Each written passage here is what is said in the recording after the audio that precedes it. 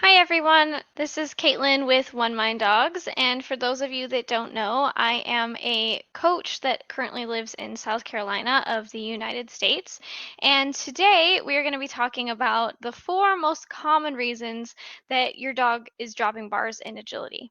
Bar knocking is either one of those things that causes you great stress as you're going to the line, or something you maybe don't think about very often. Either way, you will hopefully get some extra information out of these 4 reasons that I tend to see most often we see bars when it comes to agility. And a few of them might be a little bit surprising or maybe something that you haven't thought about before, but all of them are equally important when it comes to helping our dogs succeed in keeping up the PBC from the bars. All right, so the 4 reasons that we tend to see bars go down in agility is number one, their physical ability. How fit is your dog? Are they sound? All of those things are things that come into physical ability. Number two is our timing. What is the timing of our agility cues? Are we telling them in time what we need them to be doing? 3 is understanding. Do they actually understand what we are asking of them? And of course, the final one is what are they focusing on when they are reaching that takeoff? So, the first thing we're going to be talking about is that physical ability. And I think that this one is the most important thing. Anytime someone contacts me mentioning things about bars going down all the time for their dog, the very first thing I want to check is are the dog or are oh my goodness is is the dog sound, and are they actually physically able to clear those jumps? This is something that I feel like more people need to be talking about and focusing on when they're thinking about bars coming down on the ground or other things that are happening on their course. Let's see how physically able your dog is. So, first thing that I always do before troubleshooting is ask these 3 questions. Is the dog sore? Are they actually fit? And are they physically capable? And these are things that I want to be thinking about every single time I'm trying to troubleshoot something in my training. So, first one we're going to focus on is are they sore? And I think the most important thing is understanding that dogs are very similar to people. All of the same problems that we have in the human world are things that can pop up in the dog world as well. And sometimes they kind of just hide it really nicely. So, when it comes to our dogs, they could have elbow dysplasia, they could have hip dysplasia, they could be having bad vision. It could even just quite literally be related to how long their legs are, if they have a longer back, if they happen to be one of those heavier dogs. I want to be knowing what my dog's physical limitations are as they are approaching the agility course. So, if I know of any things that could be physically wrong with my dog, I want to know in advance. Can they actually see things? Are their elbows good? Are their hips good? Are their knees good? Do they happen to have an injury on their paw pad or things like that? These are all things that I want to be thinking about as I'm thinking about my dog in reference to agility. One of the first things that I am always doing when I am coming into a training session that my dog is being physically active is I start off with some stretches. Now, the stretches are a great warm up. They're also a great baseline for me to know if my dog may be sore. I do these stretches every single time we go to my arena or every single time they're going to be physically active. And so I start to get a baseline of what is a normal stretch for each of my dogs. And so when I go one day and I have them do all of their stretches, and I notice that one stretch isn't as bendy as they normally are, I take note of that they might be sore. The dogs don't have the ability to say, hey, I kind of slept weird on my neck last night, like humans can. I have students that come in all the time and tell me about a certain ailment that happened that week of, oh, I kind of tripped the other day, so my ankle's kind of sore. I might not be moving so great today. Or, yeah, I slept weird on my neck, and so it's really stiff. very rarely are the dogs going to just outwardly say those things, but they tell us in other ways. And so, one of the ways that my dogs tell me is based on their stretching ability. I do neck stretches, spine stretches, elbows and knees and shoulder and all of that. And I'm taking note about what is a normal stretch for each of my dogs. And the great thing about this as well is that when they don't do one of the stretches as strong or as aggressively as they normally do, not only do I have an indication that they're sore, I know where they're sore. And so that gets me on a path to helping them feel better. Some other signs that your dog may be sore is that they're not jumping up on the couch anymore. Maybe they're normally up and down on the couch all day, and this time they're coming up to the couch and they're kind of second guessing if they can actually make that lift happen as they're getting up there. They might be starting to get a little bit grouchy or aggressive. If you think about how you're feeling when you're feeling sore, you might be a little touchy when it comes to certain topics or conversations, or if someone happens to bump where it's sore. The dogs have that. They come out in that way. And this is especially important to notice if they are doing something different than what they normally do. So when it comes to jumping on the couch or being nice normally and they start to get a little bit snarky, I start to go, okay, something's a little bit wrong. They're not feeling well in some way. Maybe I'm going into my course and they're starting to avoid obstacles. One of the most common obstacles the dogs will avoid when they are sore is going to be the weave poles, but the other two I tend to notice they are kind of avoiding or really slow on if they're sore is going to be the teeter and the A-frame. So if I'm normally going through a course and they love to do their weaves, they love to do the teeter, and we're getting up to it and they go, I don't really feel like it today, my initial thought isn't bad dog. It's, oh no, they're not feeling great, they're sore in some way and I need to help them out there. Another thing that I want to take note of is, are they turning wider than normal? If they're feeling great, maybe your dog normally takes these extremely tight turns. They're efficient when you ask them to turn. But now this time you're going into your turns, you've asked them to turn and they're going super wide. That's an indication that there's some soreness there. And then, of course, one of the most obvious ones is they're just not moving like they normally do. They're moving pretty slow. Maybe they're just looking stiff. All of these are signs that your dog could be sore, and you need to be taking note because you are the dog's advocate. You are there to help them when they aren't able to communicate. So we want to be noticing how our dogs are feeling in certain ways so we can help them in these moments. What is a really important thing to keep in mind is that there are different experts in things for a reason. Not all doctors are created equal, and that's okay because they're able to then become an expert in whatever field they are in. So, just like in the human world, for the dog world, there are different degrees of doctors to help you with different problems, and you want to go to the right doctor for the right ailment. So, I have a couple of examples here. This is nowhere near the list of all of the doctors or experts in things possible, but I wanted to make a list to help you think about the different things.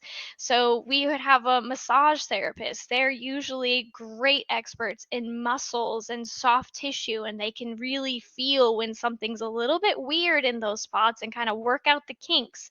Chiropractors, they are better for getting the alignments of your bones. Maybe something's a little out of whack. Those moments where you slept weird on your neck, though, they can help with that.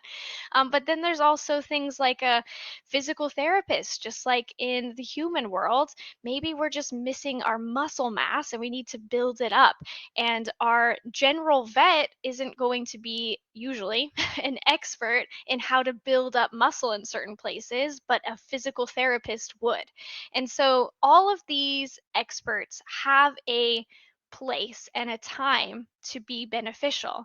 But don't be surprised if your agility dog is feeling a bit tender and your general vet isn't quite sure why. When you are thinking about an expert in anything, they focus on what they focus on. And so if you go to a general vet and for the most part they see pet dogs, they aren't going to necessarily be an expert in how the muscles move for an agility dog. And so they all have a really important spot to be keeping in mind. So I always am trying to think about where I need to be taking my dogs based on certain ailments that are happening. Maybe I'm starting to notice my dog is kind of doing this drop down stutter step before every jump. That starts to make me think that their eyes aren't going so well. They're starting to have some problem with the depth perception, and they get down to try to figure out how far away the bar is, and they stutter step as they're trying to gauge the depth that they need to take the jump at.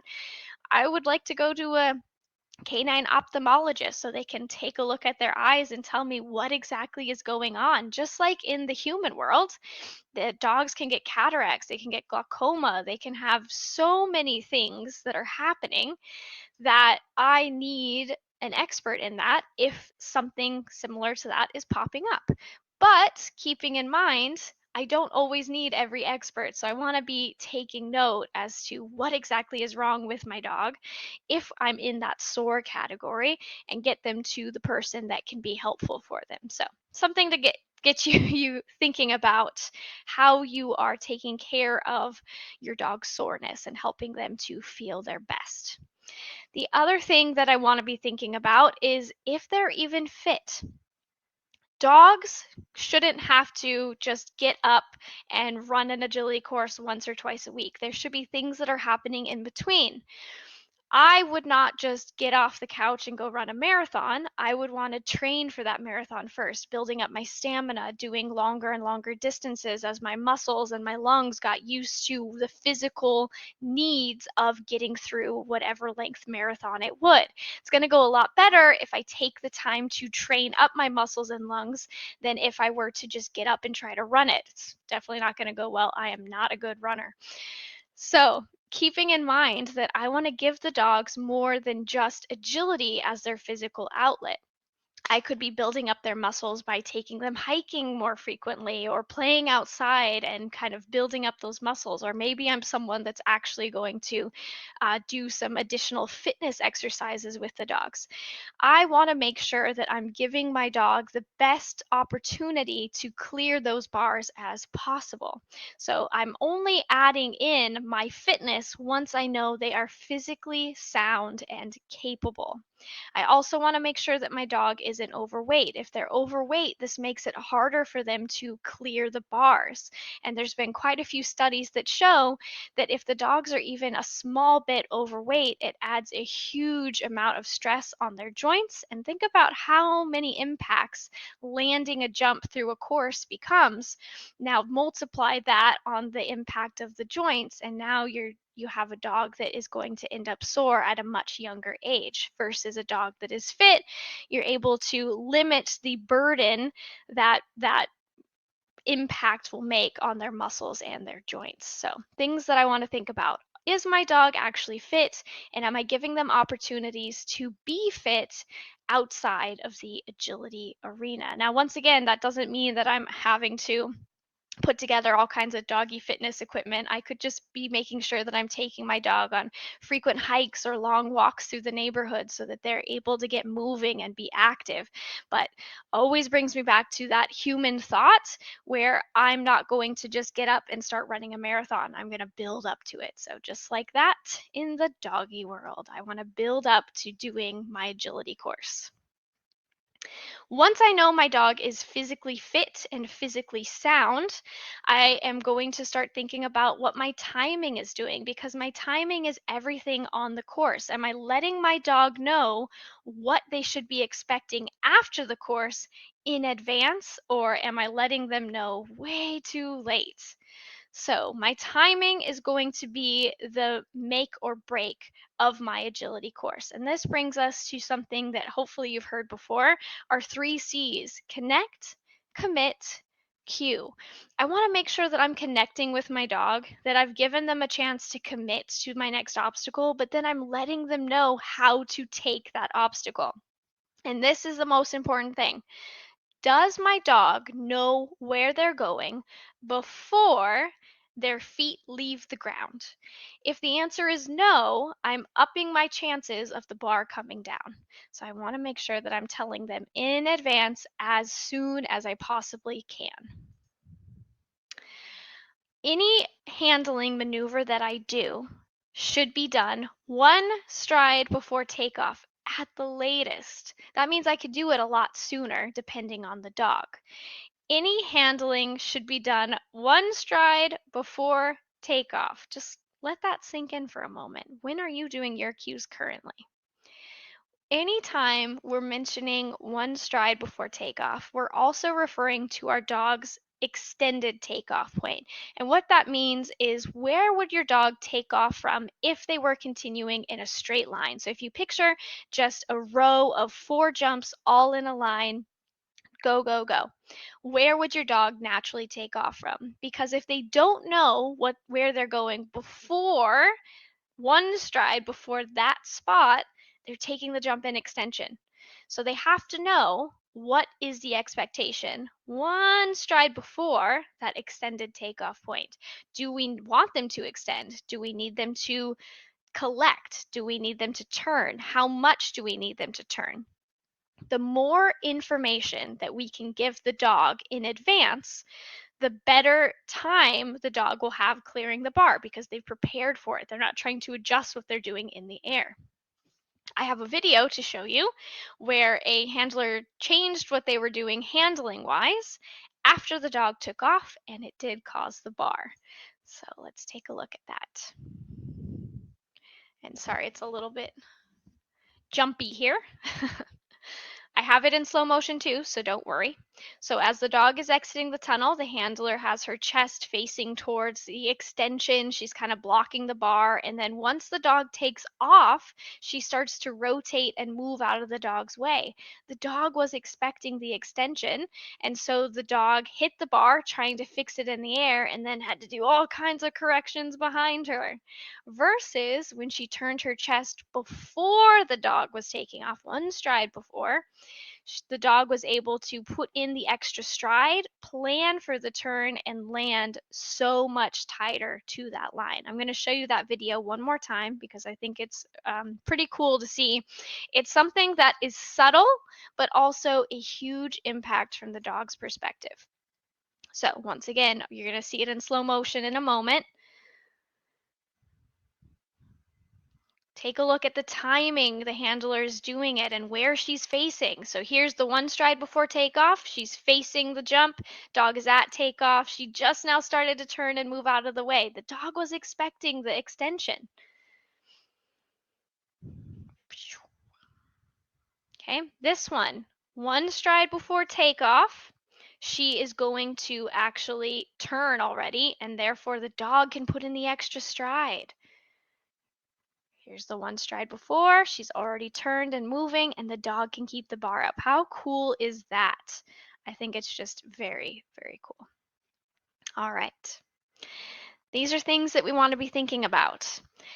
Am I telling the dog where they are going before they take off? I can't tell them once they're in the air because there's no way they can adjust and be safe. So they might contort and try to adjust, but chances are high they're going to hit the bar. Am I telling the dogs about a lead change before they're jumping? If they take off for the jump in the wrong lead, it can make it awkward. Sometimes they could land on the bar because they weren't expecting that line, or sometimes they try to fix it in the air, which is just really awkward. Most dogs don't try to fix it, but if they do, there's the bar. Am I telling them their cue information before they're taking off, or am I talking to them over the bar trying to fix it? Once the dogs take off, they can't change how they're going to do the jump. They're just going to jump it.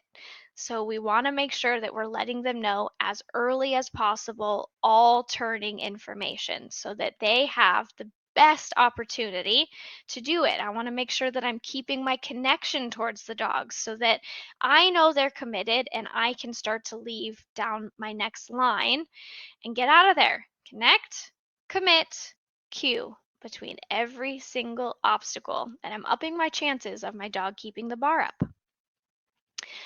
Even if I give them all the information that they need, I want to make sure that I have a clear understanding and the dog has a clear understanding about what is expected of them. So, we have to ask ourselves, even with the techniques that are natural to the dogs, have I given them an opportunity to understand what I'm asking for them? So even if I'm doing a front cross or a blind cross, which are normally quite natural techniques for the dogs to understand, have I given them the experience from that kind of an angle, that kind of an approach, that kind of an exit? Anything the dogs are doing for a first time can make it a little bit difficult for the dogs to read. Once they have experience with it, I've given them a chance to understand the technique, it becomes a lot easier for them. But I want to make sure that I've actually taught them each technique and approach and exit so that I'm setting them up for success because the dogs don't do things wrong on purpose. They do it to the best of their ability and the best of their understanding at the time. So, when I am teaching techniques, I want to make sure that I am going through each of my teaching steps. I'm going to introduce the dogs and myself to the technique on the flat first. No equipment, just moving through on the flat. Then I'm going to apply the technique to a jump with a low bar. Keep in mind, it's not about the height of the bar. I just want to give the dogs the visual of the bar so they can start learning how to maneuver their body as they're going through the stanchions. So I've given them technique on the flat. Now I'm applying it on a jump with a low bar. And then next, I'm going to start adding some speed, some momentum, which adds excitement. Some of the dogs maybe want to start rushing there because it's exciting. So we're getting that experience. Speed first, then height. As we add the height, then we can start proofing distractions. How early am I leaving? Am I maybe doing a weird sound when they take off? Am I moving my arms around weird? Am I falling over? You all know you've fallen at least once on the agility course, and so sometimes it's good to prove some soft things so the dogs understand what they can do to finish their obstacles on their own, which is actually why it was a little bit difficult to find video of dogs knocking bars for this webinar. We spend a lot of time proofing distractions on our obstacles and helping to make sure the dogs understand and we understand our timing, that a lot of times the dogs aren't dropping the bars anymore. So taking that little time of the extra step to proof the distractions just makes such a huge difference as you're going through your jumps. There are two handling techniques in particular that in the teaching stage, you are going to be able to help your dog improve their jumping style. So these are techniques that we find help the dogs to understand, do I need to adjust or shift their weight to the back and then dive through the jump. So it's extremely helpful going through the teaching phases. Those two techniques are the human arrow and the reverse wrap. So when we are going through our handling, the human arrow and the reverse wrap both have a very similar foundation step. And you're going to find that in the emails that follow this webinar, the exact information on how to do those teaching steps. However, in the human arrow and the reverse wrap, we start to teach the dogs how they're shifting their weight onto their back legs, how they can propel off their back legs and kind of do a dive jump over the jump. So it's kind of teaching them how to shift their weight and maneuver their bodies through and over that bar from a variety of angles and speeds, which can be helpful if your dog doesn't tend to be very thoughtful when they're approaching the jumps. If your dog, even after learning the human arrow and the reverse wrap, is still struggling to figure out their weight shift and how to move through, then it might be time to introduce some jump grids.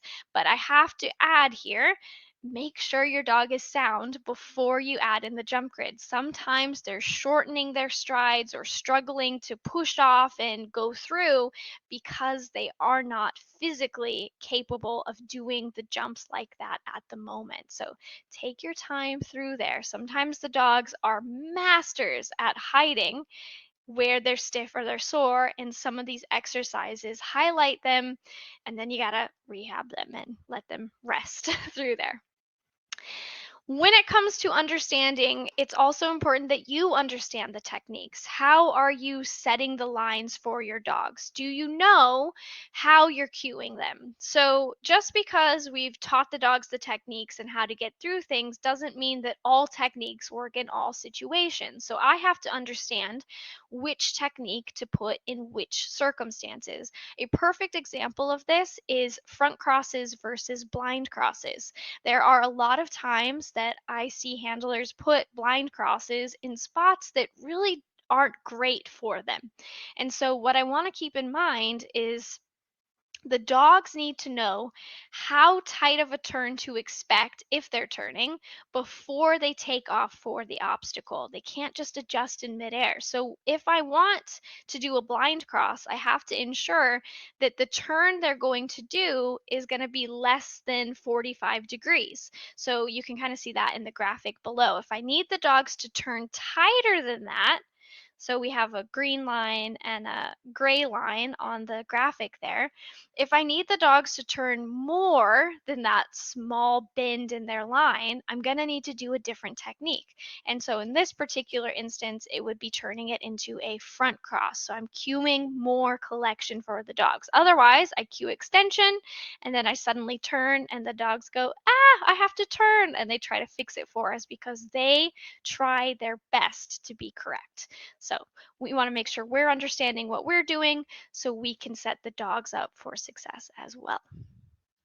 The other thing we want to be thinking about is where is the dog focusing? So we've made sure they're physically sound. We've made sure that they understand what we need them to do. And we are now thinking about, well, what are they focusing on as they're going through the course? So here's a question for you. Is your dog maybe too focused on you? And how you might be able to tell if your dog is too handler focused is they maybe stare you down while they're in the air. They react really strongly to handling changes. Maybe you decelerate and they try to stop immediately on the same level as you. Or maybe they're just trying to rush through things to catch you and they're flattening out their jump arc and all of that so that they can catch you. All of these are signs that your dog is possibly a little too handler focused and they need to get a little more obstacle focused, learn how to not rush through things. So, there is a test you can do for this, which is the no chasing test. And I'm going to pull up a little video example of that now. And the idea behind the test is to see if your dog is just chasing you or if they can stop and grab their reward. So you essentially start with the dog in a stay, and as the dog is in a stay, you're going to lead out part of the way. You're going to start running. And as you start to run and release the dog, you drop a reward. And the idea, if the dog isn't thinking about chasing the handler, is the dog stops and gets the reward and then worries about you. But if your dog is too handler focused, what they're going to do in this exercise is they're going to run right by the reward like they never saw it and continue running. So there she dropped a whole bag of really smelly treats for the dog, and the dog didn't even decelerate to look at it. We can help the dog in this exercise by putting them on a long line and helping them to slow down to get the reward, or if they want to pass us, we can stop and send them back to the reward.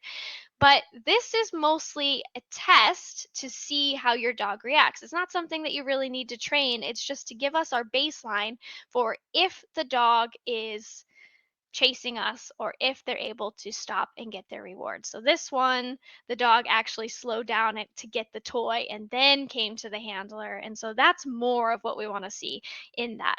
But it's hard for some dogs. Some dogs really just want to catch up to us. And if that's the case, then we know we need to work a little bit on our obstacle focus because the dogs are just wanting to focus on us. All right. So, continuing on our line of focus, we want to be focusing on what are they looking at. So, we know that they could possibly be looking at us, but what if they're just staring at the wings or the stanchions and not the actual bar? When this happens, we can do a little exercise that we call wing alley. And so we set up a whole row of wings with a actual jump at the end and have the dogs run through it. And I cannot stress enough that when you are doing the wing alley, the last bar is foam. It's safe. It's like a pool noodle. It's not PVC. It cannot hurt the dogs. Do not do this with an actual bar. But here's an example of that test. So the first dog had no trouble, ran through all the wings directly to the bar, but this dog you could see wanted to put in some little correction strides because the dog kept thinking the wings were all going to have bars on them. And then eventually the dog has so much trouble with it that they actually run into that final bar because they're just not gauging the bar, they're gauging the wings. So, a few things we can do to help them in this exercise: we could take away the bar altogether, so they're just running through the line of wings, so they're seeing that it's a little bit different. The other thing we can do is we can put ourselves in the middle, have them run to us, and actually have them stop. When we stop, we can reward them and then have them take the jump. But this is another one that's just a quick exercise to kind of get a baseline for your dog. You shouldn't have to do too much training with it, but it can be a huge benefactor if your dog is one that tends to focus more on the wings rather than focusing on reading the bar. So, dogs that tend to have trouble with doubles or triples, things like that, that exercise will help them because they're learning to start reading the poles and not trying to just fling themselves at the first set of wings that they see. So, something to think about. The other thing is that some dogs tend to stress up while they're running. So they get so excited while they're running agility that they just start to want to race every single place. And so they flatten in and they just want to get to the next obstacle as fast as they can. Some dogs will do that if they see a contact or a tunnel. They just rush through that jump because they think the next thing is more reinforcing. And so sometimes we have to reinforce the jumps as well, make sure that they are familiar with them. But we are proofing all of our things and all of our distractions so the dogs are feeling confident with them. The last thing that I want to be thinking about when it comes to our bars is if the visual or the surface isn't great. So if I don't have a ton of bars all the time, I want to start thinking about what happened in that moment. Sometimes the dogs might have slipped if you're on dirt or grass or wet grass or sand. The surfaces aren't super stable, and ever so often you can fall. I can't even tell you the number of videos I've seen of handlers falling. Sometimes that's what happens to the dog. They just slip before they take off, and that's what happens. Sometimes the visual isn't very good, so as they're approaching a jump, it just kind of blends in with the ring gating or a table beyond the ring that's just kind of weird. Maybe it blends in with a tent. Um, it's always good to take a look at how the dogs are seeing the course, so getting down at the dog level, because ever so often obstacles kind of blend in with other things. We have an article we talk about where the weave poles blended in with a pole in a building. It looked like the same, so most of the dogs were skipping that. Or if the broad jump with the poles are behind the weaves, the pole of the broad jump looked like a weave pole, so the dogs weren't sure where to enter. Maybe you're outside and in the afternoon or a covered arena and the sun is starting to set and getting a little bit of a glare on the equipment. That can make it hard for the dogs to gauge the depth and things like that. Or maybe you're inside and a door suddenly opened on a sunny day and it casts a really bright light in there, so the dogs didn't know how to react in that moment. Or maybe you're inside but it's dim lighting like a horse arena. And so it's just bad lighting and there's not a big contrast with the surface and the bars, so the dogs aren't really sure what to do. Agility's come a long way, but we still want to make sure that we're taking note of how the equipment looks and the colors of things and how they blend in, because sometimes that's why the dogs do things, because they honestly don't see them or don't see them in time to react. So important things to be thinking about. It's not always something we can control or something that the dogs can control. We do our best, but sometimes things just happen. So, I want you to ask yourself the next time a bar drops, is my dog physically sound? Are they sore in any way? Is my dog physically capable? Are they maybe a little bit overweight? Or maybe is this jump height too much for their physical stature? Was I on time with my cues? Did I actually tell them before they were taking off what kind of line I needed them to expect? Do they even understand how to do that kind of line? Have I given them that kind of experience before? And what were they focusing on? Were they actually looking at me? Were they staring down that tunnel? Were they looking at the wings? So many factors go into how the dogs do their agility and do their bars that we just want to be thinking about how we can keep things easy for them and be honest with ourselves if we're missing something in our training and take that time to fix it.